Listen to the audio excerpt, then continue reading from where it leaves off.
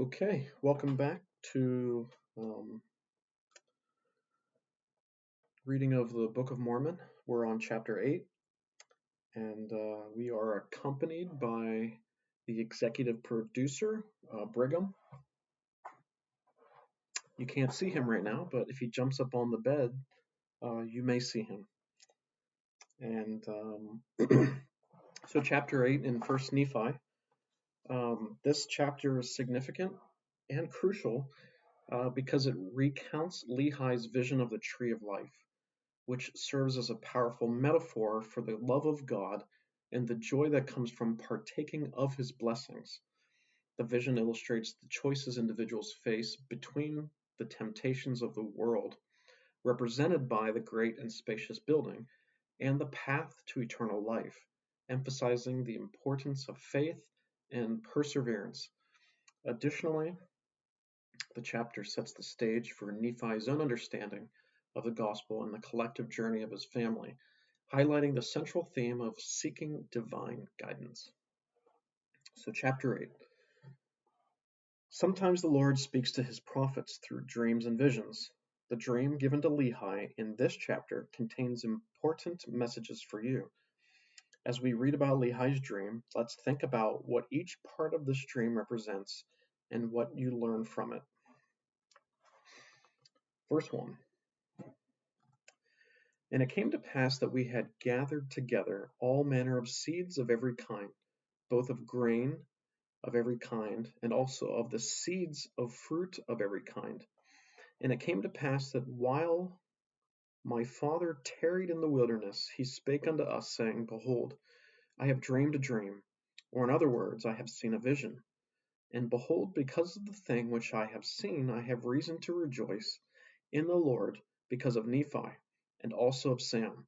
For I have reason to suppose that they, and also many of their seed, will be saved. But behold, Laman and Lemuel, I fear exceedingly because of you. For behold, methought I saw in my dream a dark and dreary wilderness. And it came to pass that I saw a man, and he was dressed in a white robe, and he came and stood before me. And it came to pass that he spake unto me, and bade me follow him. And it came to pass that as I followed him, I beheld myself that I was in a dark and dreary waste. And after I had travelled for the space of many hours in darkness, I began to pray unto the Lord, that he would have mercy on me, according to the multitude of his tender mercies. And it came to pass after I had prayed unto the Lord, I beheld a large and spacious field. And it came to pass that I beheld a tree, whose fruit was desirable to make one happy. And it came to pass that I did go forth and partake of the fruit thereof. And I beheld that it was most sweet above all that I ever before tasted. Yea, and I beheld that the fruit thereof was white, to exceed all the whiteness that I had ever seen.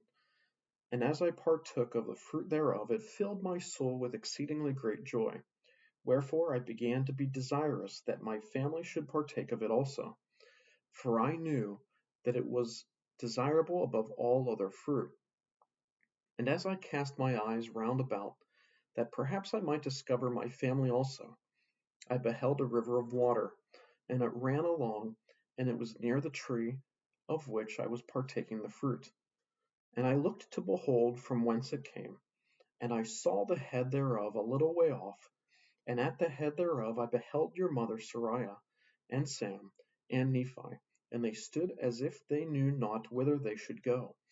And it came to pass that I beckoned unto them, and I also did say unto them with a loud voice that they should come unto me and partake of the fruit, which was desirable above all other fruit. Excuse me.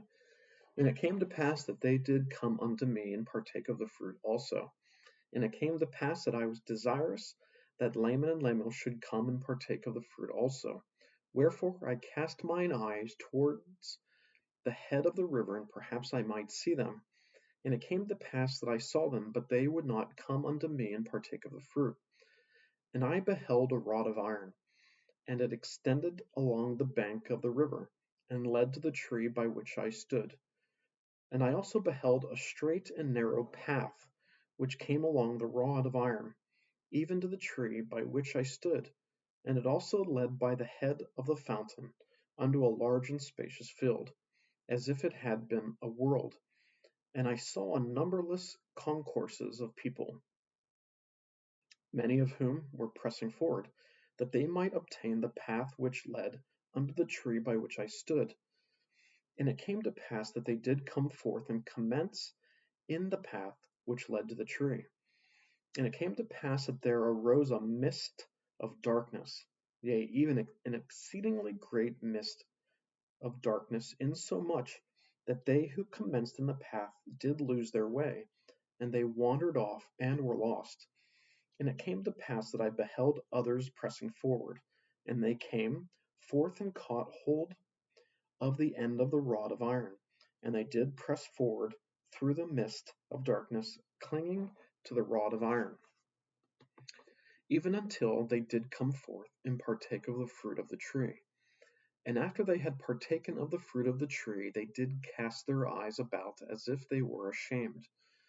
And I also cast my eyes round about, and beheld, on the other side of the river of water, a great and spacious building, and it stood as it were in the air high above the earth. And it was filled with people, both old and young, both male and female, and their manner of dress was exceedingly fine, and they were in the attitude of mocking and pointing their fingers towards those who had come at and were partaking of the fruit. And after they had tasted of the fruit, they were ashamed, because of those that were scoffing at them, and they fell away into forbidden paths and were lost. And now I, Nephi, do not speak all the words of my father, but to be short in writing, behold, he saw other multitudes pressing forward, and they came and caught hold of the end of the rod of iron. And they did press their way forward, continually holding fast to the rod of iron, until they came forth and fell down and partook of the fruit of the tree. And he also saw other multitudes feeling their way towards that great and spacious building. And it came to pass that many were drowned in the depths of the fountain, and many were lost from his view, wandering in strange roads. And great was the multitude that did enter into that strange building. And after they did enter into that building, they did point the finger of scorn at me, and those that were partaking of the fruit also. But we heeded them not. These are the words of my father, for as many as heeded them had fallen away.